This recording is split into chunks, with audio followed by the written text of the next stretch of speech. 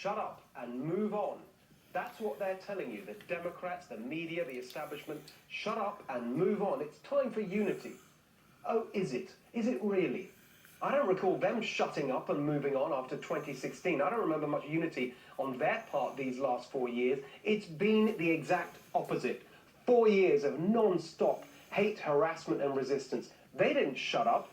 They screamed, literally. This was Yoko Ono's message as a response to Donald Trump.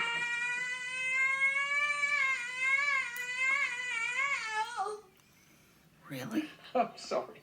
You gotta laugh. Until 2016, I thought Primal Scream was a band that made one of my favorite albums, but suddenly Primal Scream was the left's reaction to Trump. Obama's top aide, David Axelrod, called the whole election a Primal Scream. In California, quote, students organized a primal scream in the quad at 2 a.m. Many students all over campus have been publicly sobbing in and out of class, and quite a few are dressed in all black. My Chinese class this morning was essentially a crying session. Lord. At Yale, an election primal scream organized by the freshman outdoor orientation leaders took place outside Sterling Memorial Library. The scream offered students a chance to come together, process the shock of the moment. Nobody told them to shut up and move on. In fact, our ridiculous establishment leaders indulged all this nonsense. Stanford University cancelled classes and offered its students counseling sessions. Janet Napolitano, head of the University of California, sent out an official message reassuring those feeling understandable consternation. She was in charge of Homeland Security under Obama. No wonder our borders went to you-know-what.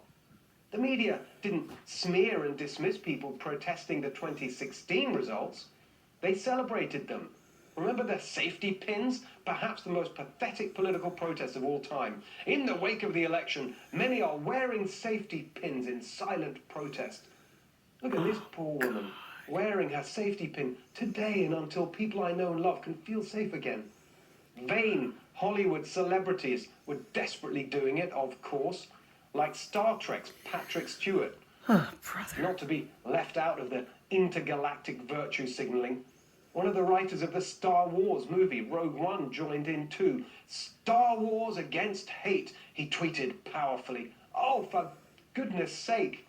I don't think there are enough eye-roll emojis in the known universe to capture how utterly ridiculous that was. And after all the screaming and crying and counseling and safety pins, the Democrats didn't move on. They never accepted the election outcome. They backed recounts in battleground states. They boycotted the Trump inauguration. They plotted to impeach him from day one. They brazenly declared that Trump is not my president, not my president. Oh, but Hillary conceded, we're told. She did the decent thing. She upheld democratic norms. Really? How is this conceding? Trump knows he's an illegitimate president. Oh, God. How does making one 20-minute speech the day after the election erase 4 years of insisting that she was the rightful winner? And it wasn't just Hillary. Here's Jimmy Carter, Jerry Nadler, the preposterous Ted Lieu. He lost the election, and he was put into office because the Russians interfered Oh, on God. his behalf. Oh, The president, Jimmy elect, Carter. although legally elected, is not legitimate. I've created an illegitimacy clock. It's on my website. If you look at it, it tells you how many days and hours Donald Trump has been illegitimate as president. Oh. Have you ever seen such shamelessness? Telling you to shut up and move on days, weeks after the election when they never moved on after 2016.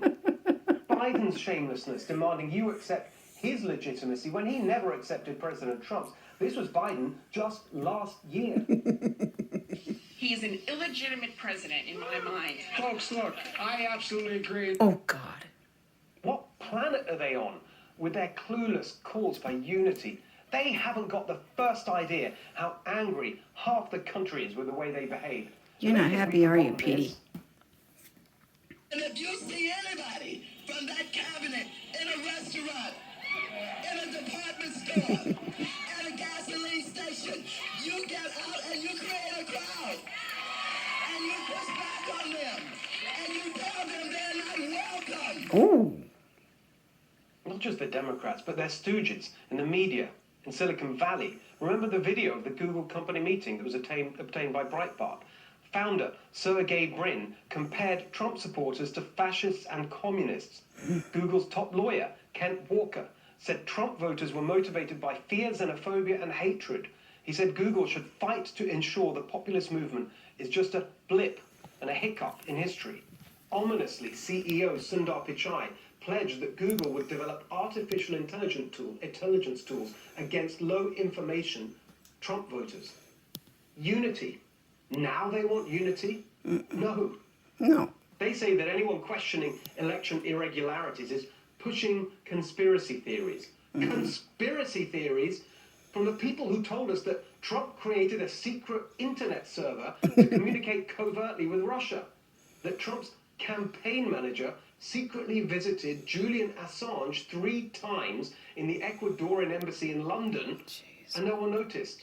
Lectures about conspiracy theories from the people who gave us the Steele dossier and 4 years of the Russia collusion hoax. They say that anyone trying to pressure the Electoral College is undermining the Constitution. Do they think we've forgotten that this is literally what they did in 2016? Here's the article in the Washington Post that started it. The Electoral College should choose Clinton, wrote top lefty lawyer Larry Lessig. MSNBC's Joy Reid agreed. So did her colleague, Chris Hayes. Lawrence Tribe agreed. Paul Krugman, Michael Moore, E.J. Dionne, Steven Pinker, the ladies on The View, on and on. A self-righteous parade of establishment boobies, one after another gloming onto the Electoral College gambit. But actual Democrats backed it too. Hillary's communications director, Hillary's campaign chairman, and this from a Democrat member of Congress, quote, "I do think the Electoral College should choose someone other than Donald Trump to be president." After all that, they want unity. Biden wants legitimacy. Everyone can see this election wasn't fair. Mass mail-in voting, voter rolls riddled with errors, weakened security, the scandal of ballot harvesting, all of it pushed by Democrats vandalizing our electoral system for partisan advantage. Of course that wasn't fair. And we haven't even mentioned China's meddling on behalf of Biden. The alliance of bias, almost the entire media, viciously hostile to Trump, zero chance of a fair hearing. Big tech suppressing information that would have hurt their candidate. It's obvious that wasn't fair. And despite all this, Trump won more votes than any president running for re-election in history. More than Clinton, more than Bush, more than Reagan, more than snooty Obama, who's spending his book tour smearing Trump voters as racists and Latinos as homophobes. So when the establishment says, shut up and move on, the answer is No. Of course, we will always support policies that advance the cause of positive populism, pro-worker, pro-family, pro-community, and pro-America, wherever they come from. But when the establishment says it's time for unity, the answer is when you acknowledge that Trump was a legitimate president, when you admit that Russia collusion was a manufactured conspiracy, when you apologize for 4 years of hate and division, endlessly investigating and undermining President Trump, constantly insulting and demeaning the millions of Americans who voted for him, then we might consider it. Until you do those things, it will be resistance all the way, every day. Amen.